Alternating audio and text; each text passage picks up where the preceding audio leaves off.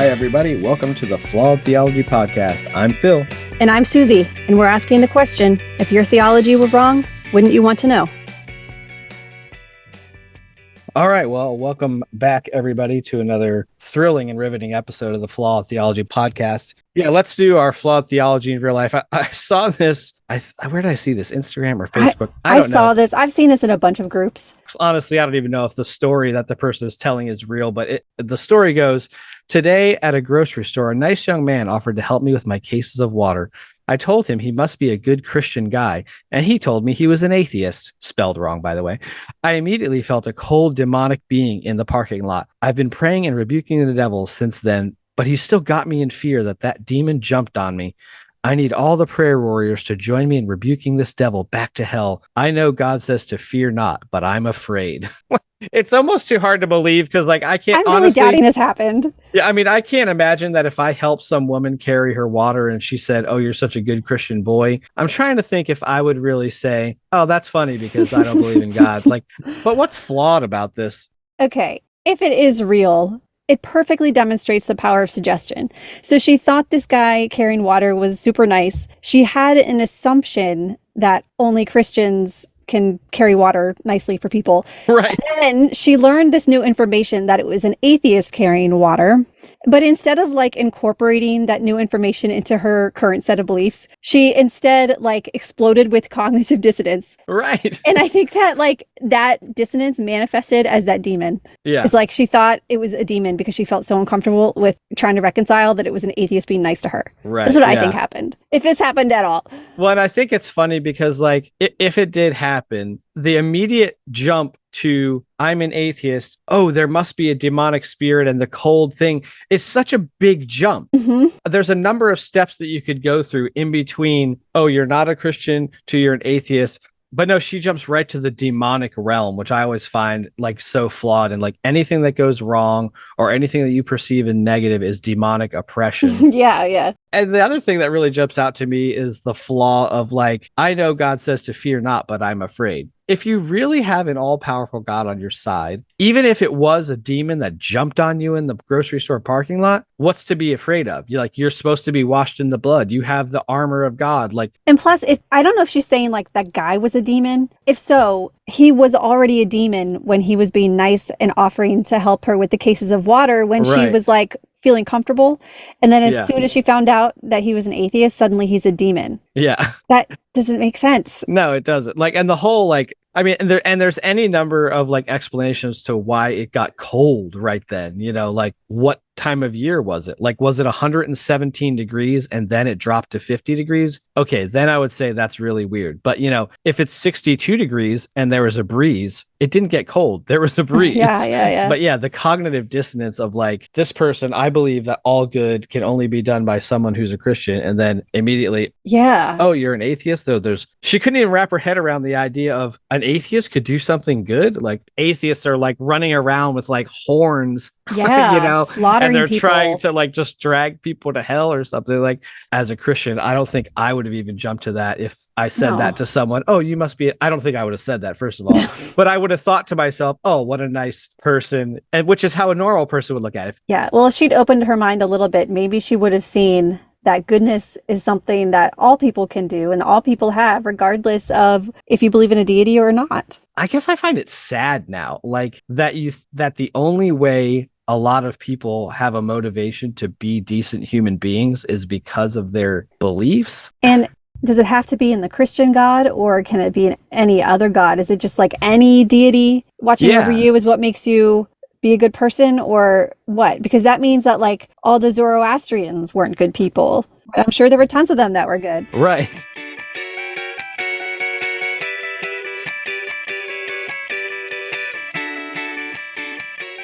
We're excited to have a guest with us, and her name is Caitlin. Caitlin, welcome to the jungle. Thank you so much. I'm so excited to be here. Cool. We're glad to have you. So you reached out to us because of your Etsy shop, Atheist Aesthetic. And you were like, hey, I love the show and blah, blah, blah. And You sent us shirts, which was really cool. And actually, I meant to wear mine. I think we first connected in an atheist women's group that we're in that has like 7,000 people in it. Yeah. Caitlin is an amazing artist. She helped guide me kind of because I would love to be an artist, but I have zero artistic ability. So I just struggle. You're really good with stick figures, though. Well, yeah. I mean, who isn't? Yeah. Yeah. So tell us a little bit about your background in general, like your faith background. Yeah, absolutely. So I was raised religious. I grew up in a Baptist church, and I was very, very devout. I was a very motivated Christian, and of course, I wanted everybody to be saved. And so, yeah, I would say I was definitely fully invested in it. I wholeheartedly believed in everything, and I was wanting to learn more. But I also really took in the message of Jesus, who hung out with the less desirables of society, and kind of took that to heart. I wouldn't judge people based on their past, their sexual orientation, that kind of stuff. During that time, it was looked down upon to be gay, to be lesbian. A lot of my friends were gays and lesbians, and I would still hang out with them. But then I also, wanted to save them. So you said you were you were basically raised Baptist. So were both of your parents were they fundamentalists, like very conservative Baptists? And was this in Texas or somewhere else? I didn't think of it as being very conservative Baptist, and that's because I knew of families that were much more conservative than my family. Like some people weren't allowed to celebrate Halloween because that was of the devil. And then some people didn't celebrate Easter by hiding eggs because that was a pagan kind of thing. Whereas my parents, they were fine with Easter and Halloween. And I was also allowed to play Pokemon because during that time there was the scare of Pokemon being the devil. But I was everything's the devil, isn't that kind I of know. funny? Yes, I don't get a lot of TV references or popular media references, partially because I was kind of kept into a bubble. Right. And I managed to watch Adult Swim at night. That's hilarious. So does that mean you don't understand our friends' references? No, I don't. I don't at all. That's funny. But yeah, so whenever I moved out of the house, I noticed that I was a lot more conservative of a Christian than other Christians were. Like I met friends that they totally accepted the LGBT community, like that wasn't a sin to them. And I was like, that's really interesting. That's an interesting concept. I also made friends with people of other religions. I thought that was an interesting concept as well, that there was other ways for you to worship God. I was a very curious Christian, probably sacrilegious even, because I would go to the mosque, I would go to temples, I would go to Buddhist temples, just to go explore different religions. And did you do that just for your own kind of knowledge, or was it more like you were curious as to how they compared to Christianity? Like, what was the motivation behind going to kind of other churches and other faith communities? So, growing up, I was always really interested in different cultures. I also really liked languages as well. And religion is a huge part of other cultures, especially Asian cultures and Arab cultures as well. And I just wanted to be able to understand people better. I was just interested in it. I wanted to go check it out. I wanted to know how other people believed. And I think that makes you special from the very beginning, that you had that open mind, that your parents didn't necessarily instill that in you. It sounds like they didn't, but you just naturally had a curious, open mind. Yeah. It's interesting how some people have that and other people just don't. Yeah. Yeah. Did your parents say anything about it? Like, even though you were out of the house, did they say, oh, you shouldn't do that? Or why are you doing that? Did they have any opinion on it? Or at that point they were like, you're an adult, do whatever you want? Yeah. Well, no, actually my mom is the one who took me to the mosque first, because she had a friend who was Muslim. Huh. Like I said, my faith background did say, and I wholeheartedly believe that, Muslims were going to hell, that anyone who didn't follow the Bible or accept Jesus Christ was going to hell. But I started having a real problem with that. I started hanging out with more and more people and thinking, wow, like, what did they do to deserve hell outside of, just believing different? Like, I guess how lucky am I that I grew up in the right spot here in Right. America? That sounds so familiar. Yeah. Yeah. I knew that the Bible had been written and rewritten multiple times. And so I was like, okay, maybe not everything is in the Bible is correct. And maybe these people aren't going to go to hell. And that was like kind of the first chip in the block, I guess, is not accepting that people of other religions go to hell just because they got the concept of God wrong. Right. So I guess a little fast forward, I was given a Bible, not a Bible, a daily devotional whenever my husband and I were married. And I was like, okay, we're going to be good Christians. We're going to be a successful family, and we're going to dive into this daily devotional. It got you to go into the Bible, and I started reading around the passages as well, because I'm like, a good successful Christian household will know the entire Bible and Read not the context. they'll read the context. And I still don't know the passage, but it was something about this entire village of people were forced to have circumcisions because they weren't part of the Jewish tribe. And I was like, that's horrible. Yeah. And so at that moment, I was like, okay, I don't accept the Bible as holy, but I was still Christian. I still believed that Jesus died and rose again, because I'd been Christian for all of my life at that point. But then, like, kind of slowly, one day I realized, I was like, wait, if I don't accept the Bible as true, then why do I accept Jesus rising from the dead and dying for my sins as true? Like, why do I accept that? And then in that moment, it was kind of like a shattering of my faith. Like, it shattered, and I can't describe it any other way besides having shackles removed. The same shackles that, like, the church would always say, yeah, whenever you truly accept Jesus Christ as your savior, you will feel free, you will feel elated. And in that moment, I felt free and elated, but it was because I didn't accept Jesus Christ as my savior anymore. It's like reverse salvation. Yeah, it was reverse salvation. Yeah. And for a moment, it was like really, really free. It was like all the stress in the world was off of my shoulders for a few moments. And I think it's because all the stress I had felt about people going to hell, my LGBT friends, like what's going to happen to them, all that just kind of went away. But then the stress, like, came back on whenever I realized, I was like, oh shoot, I don't know what I believe anymore. Am I an atheist? Like, that was so scary for me.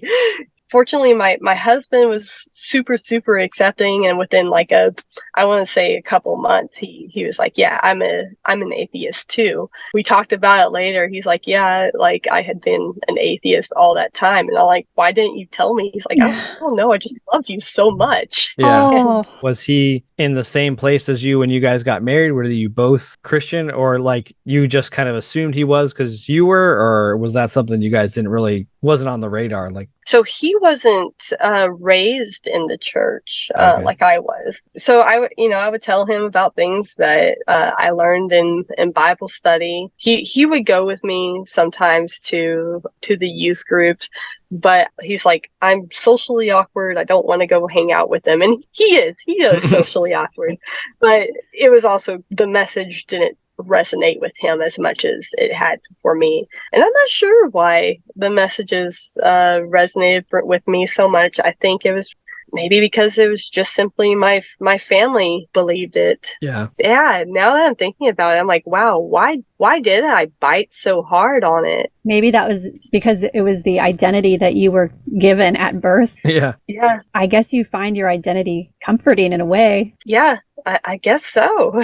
And when you grow up in that background, because I grew up in a similar background, you don't realize that there's anything else really out there that is like possible to be happy, because you're told that everything else out there is evil and the world is scary and yada yada yada. So you got to stay in your bubble, like it's a self-protection method. And so then when you get outside of that, whether it's you going to college or getting out of your house, and you realize, oh, there's actually decent human beings out here and they don't believe the same thing I do. How's that possible? Like, Yeah, like my Muslim friends, they didn't hate me for being Christian, you Yeah. know?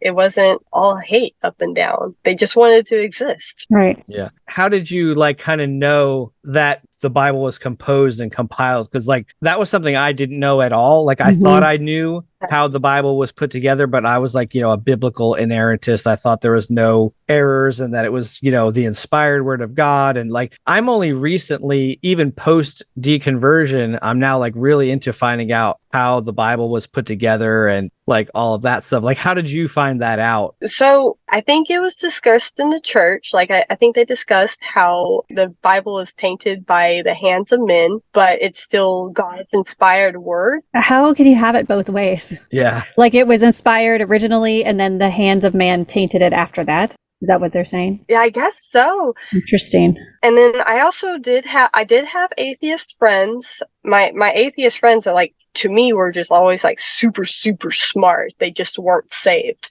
And they knew a lot about the Bible, interestingly enough. They told me a little bit about the history of it. I'm like, oh, okay, well, it's still a holy book and still what God wants me to read, that kind of stuff. It's so crazy how, like, now that I'm really saying this out loud, is I don't know how I bit down so hard. Like, because it's interesting too, because I remember in science class, I remember us talking about evolution, and I had no issue with that at all. But I also had no issue with Noah's flood.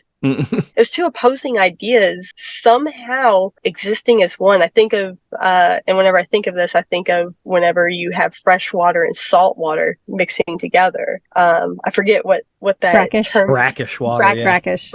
Brackish water. And that's what I kind of envision whenever I think of that. Like these two complete opposites just mixing together and somehow existing. Yeah, it's like an interesting compartmentalization, but like you allowed those two things to exist, but you didn't realize that they were in conflict with each other. Yeah. Did you try to avoid thinking about these things too much? Like, did you try to avoid thinking about evolution and the implications that it had for religion, or thinking about Noah's Ark too much and like how all the animals fit on and what they ate and how they didn't eat each other? I think I just accepted it. Now, to be fair to myself, I was 19 whenever I left the house, and it only took me 2 years to become an atheist. It was pretty quick. Yeah. But yeah, it was like a just acceptance of it is the way it is. I like to think that I was a fairly intelligent teenager. Right. And that's not to say that intelligent people don't believe in, faith. Yeah, they do. Yeah, there's plenty of them. You kind of always hear that even from pastors and stuff like that. They'd be like, oh, your atheist friends may be really smart and blah, blah, blah, but that's the world's wisdom. You have God's wisdom, and that's, more important. Yeah. And that's kind of maybe how you compartmentalize those things. Like, oh, these people who don't believe in God are really smart, but that's just like natural smart. I have this other smarts that they don't have. Like, and plus I'm also normally intelligent too, because that's how I felt. Like, I was like, I didn't feel like I was an idiot. I was like, you think you're pretty smart, especially if you get into apologetics, you're like, yeah, you get into all this cool, you think you're getting into logic and reason, but you're really just getting into bad debate tactics, like. I think that the more intelligent you are, the easier it is to convince yourself of some things and to rationalize problems away. Like when I think about smart or people who do apologetics who are smart, I think of Inspiring Philosophy. Do you know who that is? I don't know who that is. I think his name is Mike something. Just listening to him, you can tell he's a very smart guy. And he reads like papers on physics and interprets them and tries to come up with his own theories for the foundation of reason and stuff. It goes over my head. But his motivation, what is it? To continue to believe. That's his motivation. And so then he's using his intellect to try to find any way he possibly can to believe. Whereas anybody of any intelligence if they just remove that motivation and that bias and they're like, what do the facts say? What is the most likely explanation for all these facts? And I feel like if you do that, then what you come to is that religion has no basis. Do you find any of it like convincing? Like compelling? No, I really don't. But they're always well thought out arguments, and I can tell that they are convincing to Christians, people who already believe. Yeah. Anybody who's an apologist type person, they say, I have a logical explanation for all this. I don't just believe this stuff blindly, until you press them to the point of where there's two really conflicting points. And then they have to say, well, you just have to have faith. Yeah. And the other thing they say is that we don't believe just on faith. Our faith is based on evidence. And then when you start discussing the evidence and you say the evidence is not good enough, then they'll say, oh, but God wouldn't want to give us too much evidence because he wants us to believe on faith. It's like the circular thing. Right. It's like they want to have it both ways. They want to believe by faith, and they also want to claim they have evidence, but they both don't fit together. It is, and I think it's been so long since I've been a Christian now, but I want to say that whenever I did believe, it was, it definitely was faith. One of the things for me that was evidence, and you're going to hate this, but it was the trees. Not the trees. Not the trees. And, I feel like this is a very, very human aspect, but it was like being able to look into the trees and seeing the swaying of the branches and feeling comforted. And it was like a very mystical experience. That feeling I equated to God. Mm-hmm. Anytime I found beauty in the world, that was God's love. That was very, very convincing for me. That's a very common response. I mean, I felt the same way. Like, even when I was going through kind of my deconstruction part, I was getting rid of the fundamentalism, but I still believe in God. And so then I was like, well, I can experience God everywhere. Like, and like you said, like you go on a hike and you're on the top of a mountain and you're overlooking this big thing and you feel this overwhelming sense of wonder. And then you just attribute that to God because that's the framework that you're in. Mm-hmm. Now, if I go up on top of a mountain and I see a whole big bunch of things, I start to think about how many millions of years it took to make this, and a whole different level of wonder and appreciation that doesn't get attributed to God or has nothing to do with my belief. It's just because it's there, and I appreciate it for what it is, it's very different, but it can be disconcerting. Was that disconcerting for you? Like at some point letting go of well, nature's wonderful because of God to maybe how you view it now? Yeah, it's kind of sad, actually. I kind of miss that mysticism because it was, I guess, a type of euphoria, I suppose that's the word. Whenever you looked at the beauty around you, it made me feel really, really good. And now I can still appreciate beauty and be in awe of it, but it's not quite the same. It's really, really interesting. Yeah. It's sad because I miss it, but then I also wouldn't trade my current understanding of the world for what I believed before, because I think that the stress of people going to hell and having to save your neighbor, knocking on people's doors, going on mission trips, that kind of stuff, that was very, very heavy. And I really like my understanding of the world now.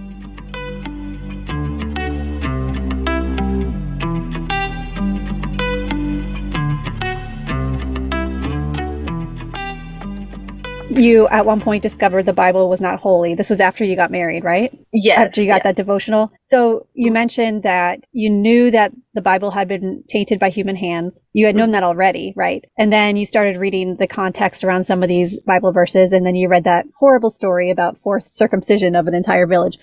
Was there anything else that played into your kind of epiphany that the Bible was not a holy book? I want to say that particular passage stood out as far as kind of pulling the strings. More of my criticisms of the Bible came afterwards, because kind of ironically, I've read more of the Bible as an atheist than I ever did as a Christian. Me too. Yeah. In the Bible, it says at least 3 times not to cook a baby goat in its mother's milk. Yeah. But it doesn't go into sexual assault aside from, you must pay a certain amount of shekels and marry the woman that you sexually assaulted. Right. I saw this after I became atheist, but there is a passage in the Bible about how if you suspect your wife of cheating on you, then you should have her go to the holy man and have her drink this potion. And if her stomach swells, then she had cheated on you, and the unborn child shall come out. It's something like that. Yeah, I know what you're talking about. And I was like, this is totally opposite of don't have an abortion. Right. Yeah. And Yeah. so it was, it's stuff like that I'm like, wow, like how much of this stuff did I just miss as a Christian? Well, most pastors aren't preaching on that from the pulpit, No. They're not talking about, when you get in a fight and you got to grab your husband's testicles or something. Like they're just not talking about that on the Sunday morning. Like, No, funny you say that, because I've talked with progressive Christians, like they talk about, oh yeah, God is nothing but love, and we just talk about how great God is. And I'm like, really? Because in the Baptist church, we talked a lot about hell. Yeah. We talked about the bad news. Like the pastor was saying, now we just sung about the good news, everybody, but we got to talk about the bad news. And I kid you not, like that was, I want to say that was almost a quote. Yeah. Yeah. Everybody is bad and everything is bad and everything is evil. And it sounds like most of your kind of discoveries, once you kind of got past the circumcision thing, were kind of post deconversion. But did you ever go to any Christians with the things you came across in the Bible and been like, hey, what's the deal with this? Like, or was it like you saw that and you were like, oh, hell no, like this is ridiculous. Like there's nothing anybody could say to justify this. Yeah. I've talked with some of my Christian friends, and usually they're like, I have no answer for this. It's either that or it's you're taking it out of context. And I'm like, well, tell me what the context is. Right. Well, what context could this be okay? Like, yeah.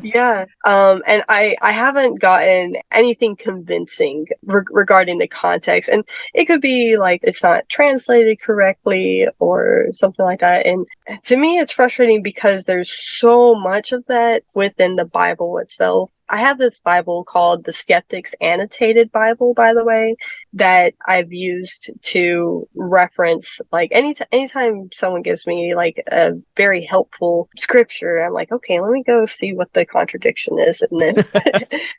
I want one of those. I want one of those too. I'm going to find this on Amazon. Like, is that a paper version? I have a leather bound paper version. Nice. Oh, wow. So beautiful. I've decided that if I'm ever forced to go to a church, I will take that one with me. Yes. That's fantastic. It's a great little reference. It is. Yeah, that's really cool. Cool. When you first got married, you said you wanted to read the devotionals because you wanted to be a successful Christian family. Did part of that include a wife being submissive to her husband? Like, did you buy into the role of women in the church and in the family and that whole thing? I want to say I didn't. So here was my interpretation of that.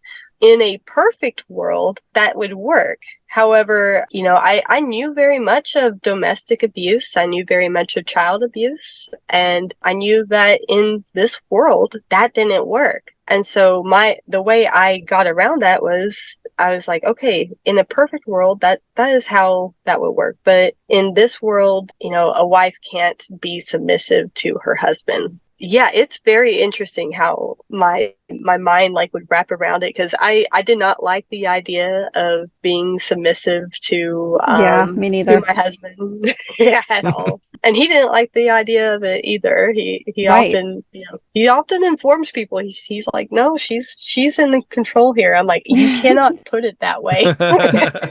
Everyone knows the wife is in control. That's just common knowledge. There's a quote from my big fat Greek wedding that the neck thing. Yes. Do you know the quote, Phil? Yes. Sorry, I interrupted her. The man might be the head, but the wife's the neck. Yeah. Yeah. So did you know about a lot of the passages in the Bible that are really bad for women, like being silent in church and being paid off when you're a sexual assault victim, and not even the woman being paid off, but her father being paid off? Right. Female babies are dirty for twice as long as male babies.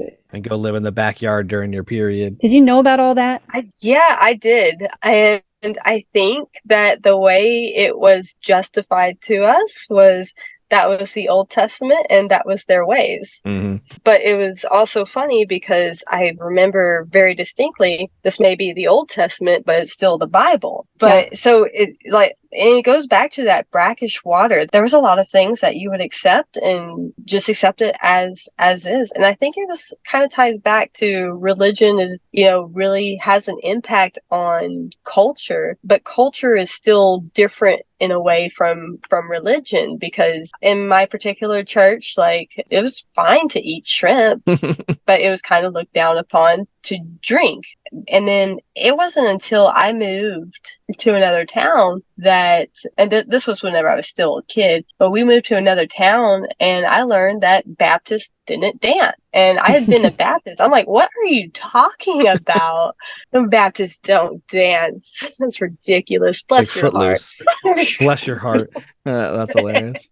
Yeah, it's interesting where when you move from different locations and then the different flavors of Christianity, and every one of them thinks they got all of their doctrine straight from the Bible. And then that starts to make you wonder. And it's funny because like you, as someone who like experimented and explored other religions, you ask yourself, well, how could all these people be right? And that kind of like led to asking those questions. But a lot of people, they don't realize even within Christianity, they're like, well, how could all of us be right when there's so many differences? Like, that's just something you don't think about when you're in the bubble. And I'm not sure what it is that made me like even think about that. I kind of attribute it to, I suppose, my social awkwardness, because I was the black sheep of the family. I didn't get a lot of the things that my family were into. Like, they loved beer season and, hunting, and they would get like really rowdy about, random things. And I would be there. I'm like, I'm just trying to draw right now.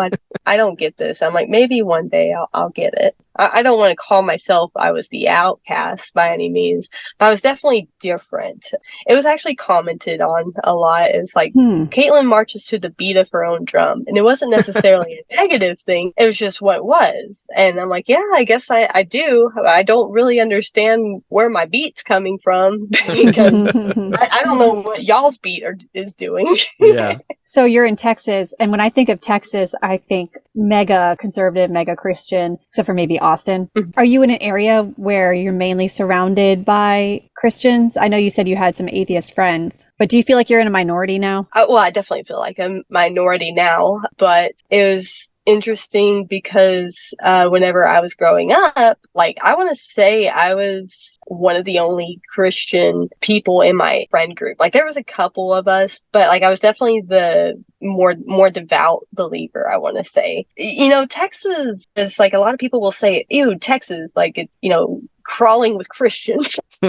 And there's way more signage for Christianity. There's more crosses. There's more billboards reminding me that I'm going to hell. I thank them for that. As far as like the actual people, like, I want to say, like, on the ground, like, whenever you get to know people, there's a lot of atheists. There's a lot of LGBT members. There's Texas. We're actually very, very diverse, especially outside of super small towns. Mm-hmm. You mentioned Austin as being different, but we also got Houston. Houston is probably one of the most diverse areas in the country. Well, atheists and agnostics aren't out evangelizing, trying to convince other people to be atheists and agnostics. It's good to know this firsthand from a Texan, because I think social media and the media and memes that get passed around, I think that it presents a skewed perception of what it's really like to live in Texas and what the people are really like. What would you say, like, are some of the most damaging aspects of religion or faith? Like, talk about maybe for your own personal experience, where there's things specifically that you felt harmed you as a person, and then maybe broaden it out to the general population.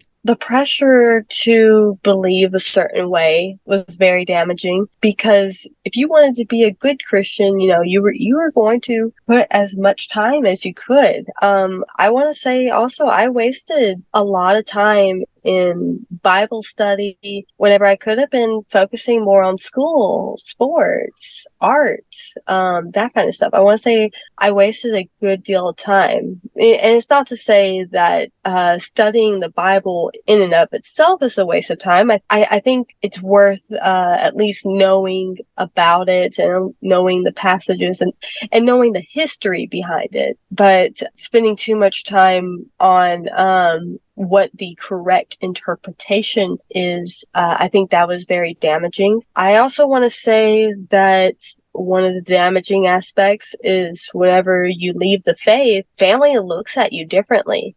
Suddenly saying the blessing becomes very awkward. I've told my family, I'm okay with you saying the prayer at dinner. This is your home. This is your tradition. But it's not quite the same because Caitlin's not Christian anymore. Do they try to witness to you in the prayers, like real subtly? You can definitely pick up on it for sure. I guess another damaging aspect was just believing people were inherently damaged, sinful, believing that people were horrible just because we were human beings and only through Jesus could we be saved. I think that was a very damaging aspect because what makes us so horrible? And there's things that human beings do, but geez, a 5-year-old, what has a 5-year-old done that they need to learn that, the friends are going to burn in hell and they'll burn in hell too if they don't accept Jesus Christ. Now, whenever I was going to church, it was believed that, it was once you reach puberty, that's whenever you had to make the decision, not, 5-year-olds necessarily. But still, like, I remember as a 5-year-old being pressured. I also remember going into here's another thing that was kind of damaging. I had a lot of nightmares over it. We went to the Ripley's Believe It or Not, and there was a wax statue of Jesus Christ on the crucifix, and and he was bleeding, and it was the most terrifying thing. I think I had so many nightmares after that because I thought I was a real person because of how lifelike figures are.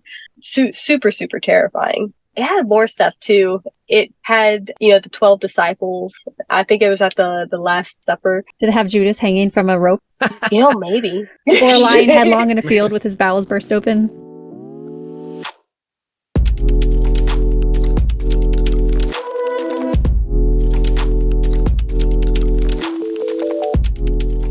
How do you view like morality and the idea of like people can be good without God? That was one thing that I had to tackle with for a while is, okay, so where does morality come from? Because I know I don't want to kill people. I don't want to steal all of a sudden. But I think we first have to define what good is as a culture and as human beings. And if good is the maximum health and maximum wellness for everybody around you, then anything that makes anyone less healthy or less well, then that's immoral. But that's how I kind of view it, is maximum wellness and maximum health. And what can I do in my environment to make sure that I'm not negatively impacting on someone else's, well-being for no reason. Right. Yeah, I think it was like Seth Andrews or somebody was saying, people always say, like, how do you have morality as an atheist? And so people, I think it was Seth Andrews that said,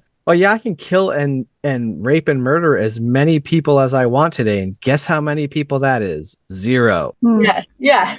The idea that you need a deity lording over you to make you want to be a good person, I mean, it actually makes you a worse kind of person if that's what you need to motivate you to be a decent human being. Do you guys know who Darren Brown is? I think that's his name.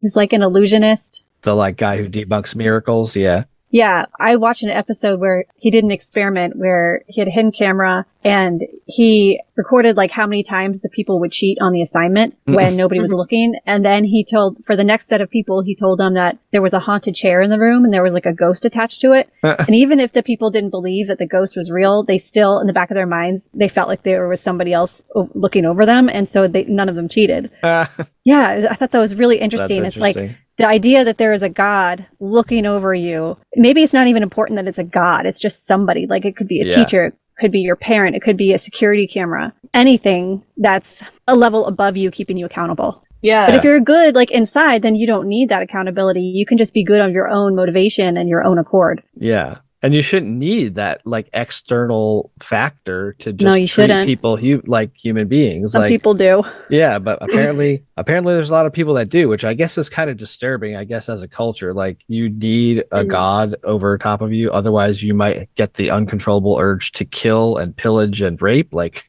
that's pretty nuts. Yeah. There's something interesting and where the concept of God originally came from. It's interesting. We're talking about like, somebody needs to be watching over you. I can't think of where I learned this, and I don't know if it's factually true or not. So I'd have to like look it up. There's a theory that, the concept of God arose whenever humans began hearing voices in their head, as in like our own thought. Oh, wow. That's fascinating. And fun thing, I do know this, is that not everybody hears their own thought in their head. And it's also really, really hard for psychologists to study the voices in our head because they're in our head. They're in our head, yeah. Yeah. But, some people can say, what do you mean you actually hear something in your head? I have a family member, if you're told, picture an ocean and you're sitting in a boat, most people, I want to say, can envision themselves actually in the boat. And there is a picture inside of their head. Mm-hmm. And it wasn't until like his late 20s, late 30s that he realized, he's like, oh my God, people actually see that. I just have an idea of it. I'm not actually picturing it. And so that goes back to like the voices in our head. Not everybody has that. Also, our voices tend to be more critical of us. I don't know about you guys, but whenever I slightly mess up, it'll be, Caitlin, why did you do that? Like, oh, me too. You're so incompetent. Yeah, you dwell on it forever and you can't sleep at night because you're just repeating it over and over in your head. Yes. So I think that's where probably this concept of a God that judges and humans aren't perfect, because we started hearing those voices that are very, very critical of ourselves. That's a fascinating take. Yeah. And if you think about, like, if you go back to early humanity where they didn't understand anything about cognition or the brain or anything, if you heard a voice in your head, you thought it was real. Why wouldn't you attribute it to some actual thing? And I mean, a deity or a god makes a good sense, and then you tell somebody about it, and then they're like, oh, I heard the voice in my head too. There you go. A religion is spawned from a couple hundred people that are like having voices in their heads. Like, just to make sure I understand what you guys mean by having a voice in your head, are you talking about voices that spontaneously appear in your head and say things that you don't intend for them to say, or is it like your inner monologue? I think it's both, because my inner monologue can be very, very mean to me. I know what you're talking about, those spontaneous things where it's like, how dare you say that? Like, I don't understand the concept of a voice popping up into your head. Everything I hear in my head, I understand that it came from me, or at least I think it comes from me. well, you do now because you know how human cognition works. But so you're saying that go back like 10,000 years ago, I would have thought that was an external thought that popped into my head instead of me creating that thought? It's possible. I wasn't there 10,000 years ago. Well, yeah. I'm just trying to understand what the conversation here is about, because I don't have that kind of first thought. The first type of thought that you guys were talking about that just kind of spontaneously happens. I have the thoughts that I create. I don't understand the other thing. Yeah, I think like now, if you're self-aware enough, you know that you're creating these thoughts and you know that they're related to daily life. Like you had a work project and it didn't go well, and so then you beat yourself up about it. But like if you go back evolutionarily, they didn't know that. There was no concept of the self and all that stuff. Like so they could have had the same functioning happening and not know where it came from. This is so fascinating. Was there a book that you read about this, Caitlin? Or where did you learn about this? I'll have to find the references for you. Yeah, if you can find it, then we'll link to it. Yeah. So you hinted at this a little bit earlier, but like if you had to classify your belief system now, I don't even like to use the terminology belief system, but how you view the world. Yeah, worldview. I don't even like worldview because that still has like a Christian. How about current understanding of the world, which I think is what Caitlin said earlier. Yeah. So how would you label yourself, I guess, as in view of your understanding of the world? At the moment, I would say that I am a humanist. Whenever asked, I say an atheist, because most people that know me, they know me for volunteering in my community and doing good things. And so whenever they ask, "Oh, are you Christian? Like, where you go to church?" I'm like, "Actually, no, I'm an atheist." And I say that so that it destigmatizes the word and paints a picture of, hey, by the way, if your pastor has been saying how horrible atheists are, here's a picture for you. Right. Here's a real atheist. Like, yeah, here's a real atheist. Yeah. Humanist is also a good term, but a lot of people don't know what a humanist is. And now that could be a good spur into a conversation. What's a humanist? Oh, it's an atheist, but we have like a certain code. But I don't exactly adhere to a code aside from the core value that human hands solve human problems. That one resonates with me the most. And then, interestingly enough, I would say I dabble in a little bit of atheopaganism, where you take in like the rituals of paganism, because I find it very beautiful and very poetic, but then you don't believe that there's actually mystical things happening around it, that there's a god, that there's pixies, that kind of stuff. There's nothing supernatural about it. It's more of symbolism, and it kind of plays into helping me do mindfulness, because very, very hard for me to sit down and hum and meditate. But whenever I pick up like an amethyst rock and I put it in front of a candle that's lit, the amethyst rock can, represent so many things to me, like creativity, calmness. The candle can represent spontaneity. And those kind of things kind of help me envision what I want out of the day, what I want out of life. But it's not a practice of, let me worship something, let me pray to something. This is internal monologue of, hey, this is who I am, and this is what I want and what I value. Yeah, I think that's kind of a cool way to view it. Like, and you said a key word, which I was going to say, and you took it right out of my mouth. So kudos. Internal. It's internal. Yeah. It's you connecting with yourself. It's kind of like a replacement for your daily devotional. Yeah. And I think there's even people that are capable of doing that with religious ritual. Like, there's a lot of people that really enjoy liturgy and like high church and all that kind of stuff for the same exact reason, not because they necessarily believe they're communing with God, but because they like how it makes them feel. And that even now, I think if I went to a big, beautiful cathedral, it's like awe-inspiring, not because of God, but because it makes you appreciate beauty and art and how the hell did they build this in 1400? Like, that kind of thing. Like, I think that's really cool from having that internal view and the internal connection.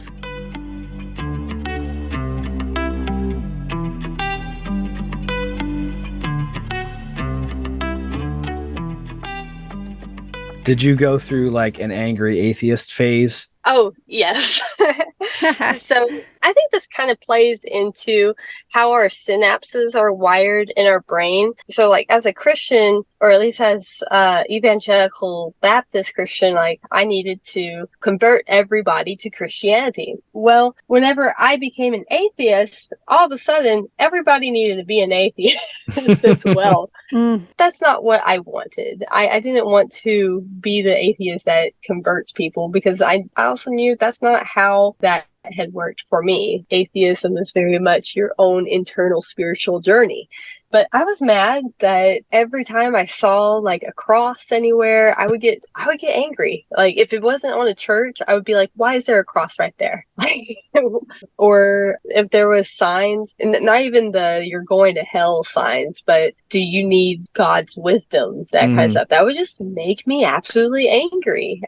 I had conversations with my parents too. They would bring up religion, and I'd be like, okay, do you really want to have this conversation with me? And they would push it, and I would lose my cool. I would absolutely lose my cool. And that's not to say I wouldn't lose my cool now, but I want to say I've calmed down quite a bit. I want to say that's just because I've found more community. The Atheist Women page that Susie and I are a part of is really great for that, really great for venting and supporting one another. Getting to listen to podcasts like this and knowing that there's a community out there. Which, speaking of, have y'all ever heard of Oasis? No. That name sounds familiar. Don't they do like a conference or something like that? Yeah, so it's kind of like church, but for atheists. there's always a really cool session that I want to say it's always either scientifically based or someone that is from the community talks about it. So one, we talked about effective altruism. So getting the best bang of your buck for whenever it comes to donating to charity. So doing the most good. We also had a priestess speak to us. She was a transgender priestess. She was still a Christian, but she just talked about what her experience was and why she still believed. It wasn't like a preachy kind of thing. It was just more of this is my experience as a human being. I thought that was super cool because, at church, we never had anybody from a different religion, come and speak to us. It was always you would learn about different religions in Bible study. But aside from Jews for Jesus, we never had anyone from a different religion speak to us. Yeah. I'm just looking up their websites like Oasis Network. There's one not too far from here. That's kind of interesting. Wow. It looks like they're all in Texas too. And then there are a couple in Canada and. Is there any in Maryland? Nope.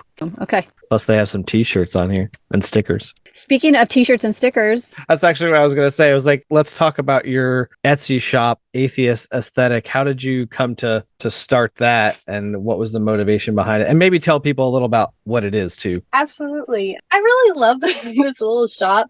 Whenever, COVID was really popping off, we were working from home. I had a lot more free time. Imagine that. My friend Ashley Brady, she's the one who actually came up with the idea. And she's like, we should start an atheist t-shirt shop. I'd really like to focus on positive atheism, like coming up with things that make you feel good to be an atheist and not so much to like bash other religions or to like be offensive to religions. I mean, we still have things like not of your rib. I have that sticker.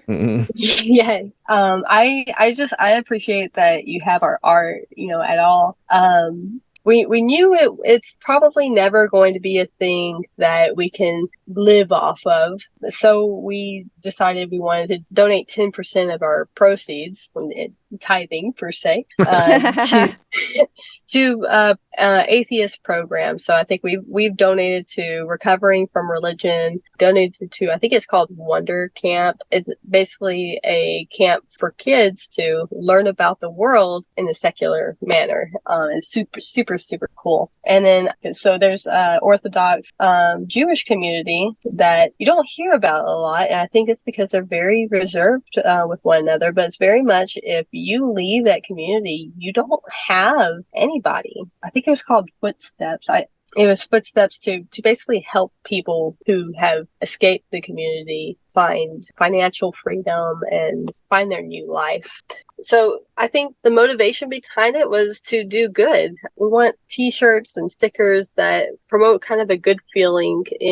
We have this one really cool one. It says atheist on it, and it has a bird escaping from a cage, and there's a book underneath of it. That's in reference to the freedom from religion. There's another one I really like. It's called Foxhole Atheist, and then on the back it says "Proof We Exist." Yeah. That's for our military brethren who have been in foxholes and who have been atheists. And there's a popular saying that says there's no such thing as an atheist in a foxhole. And that's not true. I think that's very insulting because it kind of suggests, hey, your feelings, your beliefs are not valid. Through that, we're hoping to kind of validate people and bring attention to, hey, we atheists, we exist, especially here in Texas. Yeah.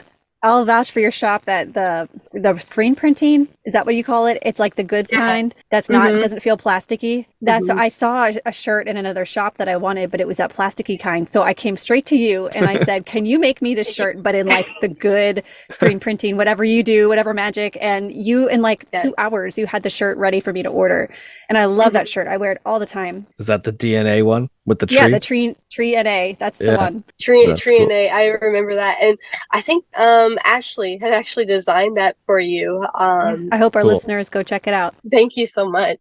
I don't know if you still have it, but you had given us a code to give out to the listeners that would give them some, I think it was like 15% discount. Is that still good? Yes. I think the code was flawed, so we'll put it out on the episode, so if people will go check out Atheist Aesthetic, and the way it's written in the shop. Yeah, and the way it's, if you type it into Etsy and look for it, and you put a space between atheist and aesthetic, it brings up like 6,000 products, and then it says, "Did you mean?" And it has your actual shop. The shop. So people, when you're looking for it, make sure you actually go to her actual shop, because there's a bunch of other products that may or may not be made by Caitlin. And we'll put a link to it. Yeah, we'll put a link in the show notes for sure. It's really cool. There's a lot of fun stuff in there. I might have to get a couple of these. I like the tectonic plates can move mountains. That's a good one too. Oh, yeah. I want that.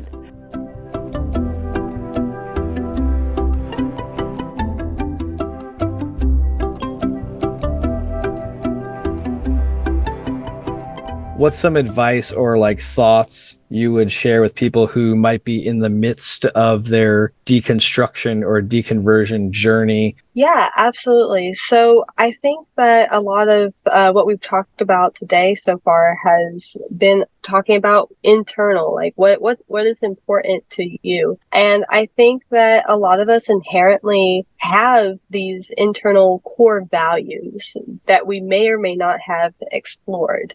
I want to say that exploring what your core values are, what is important to you, starting there, and then expounding on that. Like, what do these core values mean to me, and how do I live a fulfilling life? So let's say one of your core values is financial security. Okay, what are you doing to make sure that you're remaining financially stable? Are you taking out resources? And then, is it important to you that other people are financially stable? Do you teach others who want to learn? Are you volunteering in your community? I think financial stability might not be the best core value I could think of, but that's something I think is important, especially in today's economy. A lot of our generation really suffers, and not necessarily because of their own hands, but because of what's been dealt to them. Another thing that was super, super helpful for me was finding community, whether that's the atheist community or if there's something in your area that interests you, like a gardening community or animal rescue. It has to be important to you for recovering from religion. Because I think that whenever we find those things that are important to us and we're able to grow from those experiences, that's whenever we do a lot of our recovering. And you don't have to go into your community. I keep referencing that because a little bit of self-bias. I like going into community, but a lot of us are introverts. So if there's something that you'd like to do in your home, like what's important to you inside of your home, is it cleanliness? Is it organization? Is it production? What do you like? And go from there. I think that's so impactful because our whole religious lives, we were told none of that stuff really matters. Mm-hmm. Like, I always felt guilty that I cared so much if my house was clean. I always felt guilty when I focused too much on making sure that I had financial stability and, you know, saving for retirement. That was way more important to me than giving to my church. Those kinds of things made me feel guilty. But now I think those are really good things to focus on. You just need to find something that's meaningful to you, like you said. Yeah.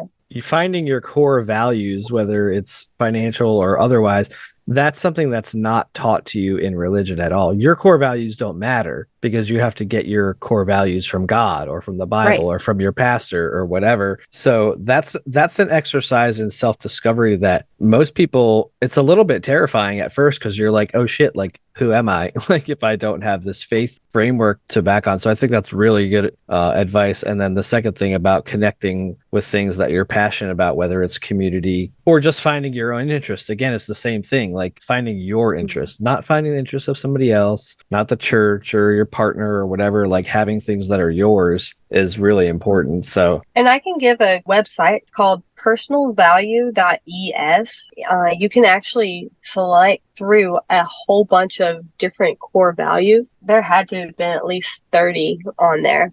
And it has you actually rank what is the most important to you. And it'll give you your top 5. And it's free, and it gives you an assessment of what your values are. And then like also if you focus too much on a value. So financial stability was actually one of mine. And it said if you focus too much on this, you might be too stingy, and it may actually impact your core value of adventure. I've never heard this before. Like, I've never heard this discussed anywhere on any other podcast episode. The atheist community. This is awesome. Yeah. Yeah, I like that. We'll put definitely links to all that stuff in the show notes too. Really good resources. For the record, I don't think that Caitlin is in any danger of focusing too much on financial security, considering how generous she is. This girl is always doing fundraisers for different organizations, whether it be like a cat sanctuary or a women's shelter, and she'll just do paintings and auction them off. Yeah, everywhere that's you cool. turn, she's doing something. That's awesome. She's also our good human of the week. Yeah. I was going to say, we always like to do, we've been slacking on our good humans of the week, but I was like, oh, I have a good feeling that our guest will be a good human of the week. So speaking of that, are there any causes or things that you recommend to people to support, whether financially or otherwise? You mentioned a couple of them, Freedom from Religion Foundation. Are there other charities or organizations that you found align with your values to support on that kind of human level? I definitely really like Recovering from Religion. That helps people all over the world deconstruct. And what's cool about it is because they are a nonprofit, they cannot aim to deconvert people. So if you're Christian, if you're a Muslim, or if you're anybody that's having doubts about their faith and don't want to be deconstructed by angry atheist Caitlin on the side of the street, you're not ready to, leave your religion, but you're like, I'm having doubts. There's plenty of volunteers there that they aim only to ask you questions and to help you explore what those doubts are and what's the root cause of those doubts. And then they also provide a really cool resource. I think it's called the Secular Therapy Foundation. But whenever you're searching for therapy, a lot of times, especially in conservative states and conservative countries, you'll be put with a faith-based counselor. And the goal of this nonprofit is to link you up with therapists who have been vetted to only provide scientific and fact-based therapy, nothing based on faith. So, for example, you're not going to be told, yes, you need to pray about this, or what does your church think, that kind of thing, which I think is incredibly important. Even if you were to ask Christian Caitlin, she would say that your faith is very personal, that it's only between you and God, it's nobody else. So having a therapist that is fact-based isn't going to question your relationship with God or anything. So nothing relating to how would God feel about that. God's not in the equation. It's only you.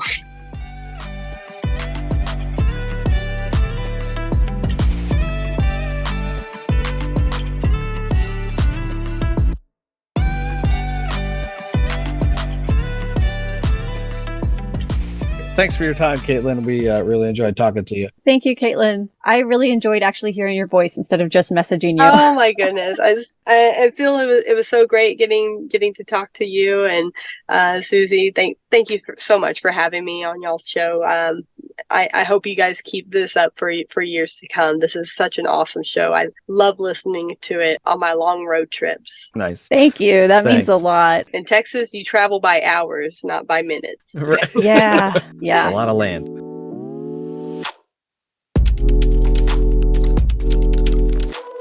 Thanks for listening to this episode of the Flawed Theology Podcast. I'm Phil. And I'm Susie. Tune in next time where we will continue to tackle the question, if your theology were wrong, wouldn't you want to know?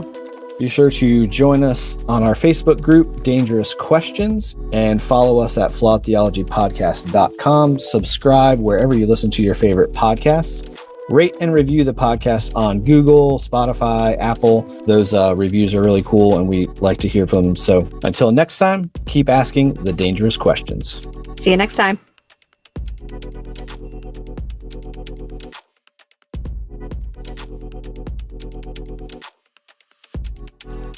All right. Thanks, Caitlin. Bye, Caitlin. Bye. Well, she's trying to hang up. You can, you can hang up. Sorry. I'm like watching your finger. She's like, it's not working. I am such a boomer whenever it comes to these. That's so You have funny. no excuse. I know. You're younger than us, right? Wait, are you I younger don't than know. me? I'm 30. Oh, you're way younger. Oh, than us. yeah. I blame Texas education. Oh, okay. We can do that. Yeah, we can Yeah. let that one slide. I went to Christian school, so I'm a big idiot. So